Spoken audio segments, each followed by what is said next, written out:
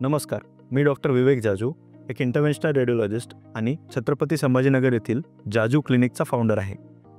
जर तुम्ही डॉक्टरकडे गेले आणि तुम्हाला थायरॉइडमध्ये गाठ आहे असं कळाले, तर तुमचा पहिला विचार काय असणार? मग मला ऑपरेशन लागेल का? घाबरू नका. प्रत्येक थायरॉइडच्या गाठीला सर्जरी लागत नसते. त्यातील बहुतांश गाठींना बिना चिऱ्याचे एक सिंपल प्रक्रिया करून ट्रीट करता येते.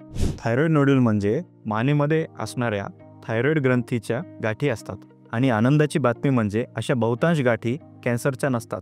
अशा कॅन्सर नसलेल्या थायरॉइडच्या गाठींना बेनाइन थायरॉइड नोड्यूल असे म्हटले जाते. पण कॅन्सरच्या जरी नसल्या आणि ह्या गाठी मोठ्या साईजच्या झाल्या किंवा मानेत एखाद्या महत्त्वपूर्ण स्ट्रक्चरच्या बाजूला असल्या तर ते बरेच प्रॉब्लेम करू शकतात. जसे की साईजमध्ये एवढ्या मोठ्या होणे की बाहेरून मानेमध्ये गाठ असल्यासारखे दिसणे, गिळायला त्रास होणे, ताण पडणे, दुखणे. कधीकधी ते एवढे मोठे दिसतात की 4 लोकांमध्ये चांगलं वाटत नाही आणि आपला पूर्ण लुक खराब होऊन जातो.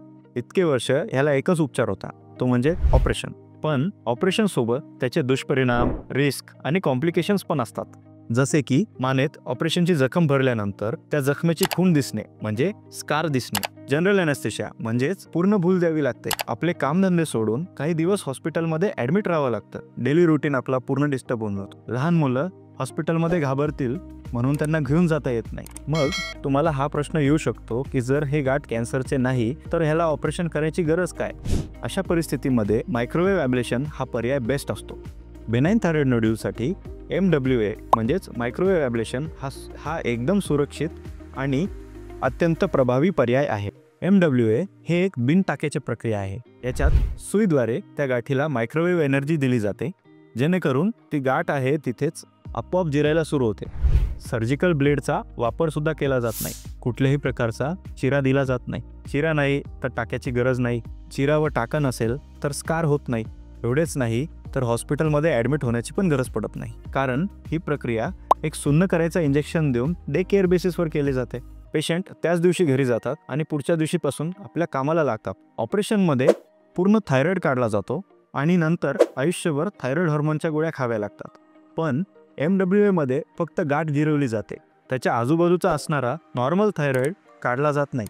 म्हणून MWA या प्रक्रियेनंतर थायरॉइड हॉर्मोनच्या गोळ्या दीर्घकाळ घेण्याची सहसा गरज पडत नाही. माझ्या पेशंटचा उदाहरण घ्या. बेनाइन थायरॉइड नोड्यूल होता. रोज कामावर असताना व लोकांशी बोलताना ती गाठ दिसून यायची. जो भेटला तो हे काय झाले, कसे झाले, डॉक्टरांना दाखवले की नाही असे प्रश्न विचारत होते. प्रत्येकाला उत्तर देऊन देऊन त्याचा आत्मविश्वास कमी झाला होता. त्याला ऑपरेशन करायचं नव्हतं, म्हणून त्यांनी स्वतः मायक्रोवेव्ह ॲब्लेशनबद्दल माहिती शोधून काढली. फक्त 1 तासाच्या एका सेशनमध्ये मी त्याच्या थायरॉइडच्या गाठीवर मायक्रोवेव्ह ॲब्लेशन केले आणि काही आठवड्यांमध्ये ती गाठ इतकी बारीक झाली की बाहेरून दिसणं बंद झाली. सर्जरी वाचली, कुठल्याही प्रकारचा स्कार झाला नाही आणि हॉस्पिटलमध्ये ॲडमिट होण्यासाठी कामापासून सुट्टी घ्यायची गरज पडली नाही. जर तुम्हाला डॉक्टरांनी बेनाइन थायरॉइड नोड्यूलसाठी सर्जरी सांगितली असेल आणि तुम्हाला सर्जरी करायची नसेल तर तुमच्यासाठी मायक्रोवेव्ह ॲब्लेशन हा पर्याय बेस्ट ठरू शकतो. छत्रपती संभाजीनगर येथील जाजू क्लिनिकचा हा नंबर आहे. यावर संपर्क करून अपॉइंटमेंट घ्या आणि भेटा. मी तुमची मदत करू शकतो. हा व्हिडिओ पूर्ण बघितल्याबद्दल धन्यवाद. थायरॉइड हेल्थबद्दल अधिक माहितीसाठी आमच्या चॅनलला सबस्क्राईब करा. Like, share and subscribe. धन्यवाद.